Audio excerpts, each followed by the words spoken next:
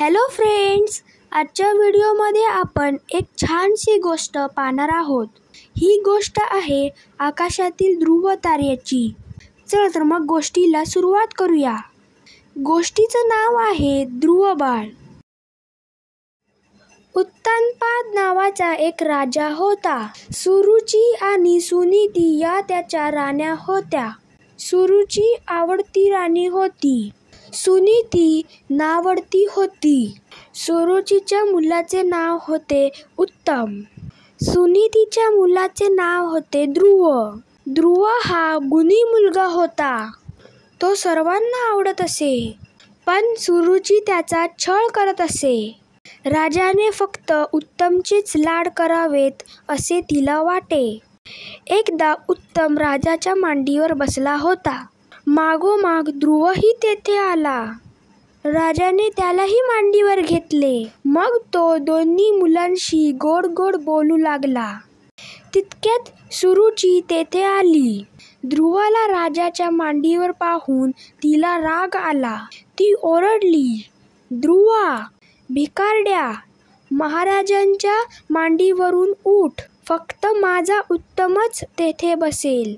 तिने ध्रुवाला राजाच्या मांडीवरून ओढले आणि जमिनीवर ढकलून दिले। ध्रुव रडत रडत आपल्या आईकडे गेला। आईने विचारले, "बाळ, का रडतोस?" ध्रुवाने आईला सगळे सांगितले। सुनीतीने त्याला आपल्या मांडीवर घेतले। ती म्हणाली, "बाळ, रडू नकोस। देवाने ठेवले आहे तसेच आपण राहावे." ध्रुव म्हणाला, "आई, देव कुठे असतो ग?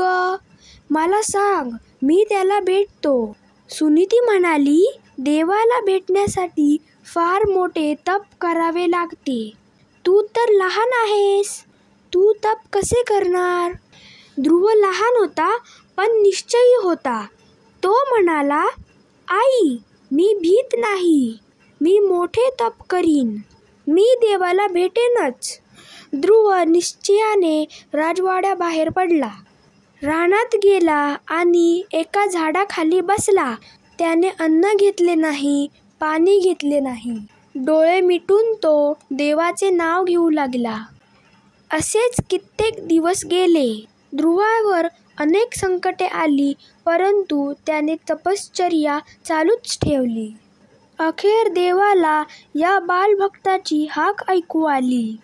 देव ध्रुवासमोर उभा राहिला आणि म्हणाला, "ध्रुव बाळा, डोळे उघड, मी तुझ्याकडे आलो आहे। तुला जे पाहिजे ते माग." ध्रुवाने डोळे उघडले आणि देवाला वंदन केले। मग तो नम्रपणे म्हणाला, "देवा, जेथून मला कधीही कोणी खाली ओढू शकणार नाही अशी जागा मला दे, मला आणखी काही नको." देवाने आकाशात उंच ठिकाणी ध्रुवाला जागा दिली। हजारो वर्ष झाली तरी ध्रुव अजून त्याच जागी आहे। रात्री आकाशात उत्तरेकडे एक तेजस्वी तारा दिसतो। त्या ताऱ्याची जागा कधीही बदलत नाही। तोच ध्रुव तारा होय। अशा तऱ्हेने ध्रुवाने कडक तप करून अढळपद मिळवले। तर फ्रेंड्स, या कथेमधून आपण शिकलो, कोणतेही काम मनापासून विश्वासाने केले की आपल्याला नक्कीच यश मिळते। फ्रेंड्स, तुम्हाला व्हिडिओ कसा वाटला ते मला नक्की कमेंट करून सांगा।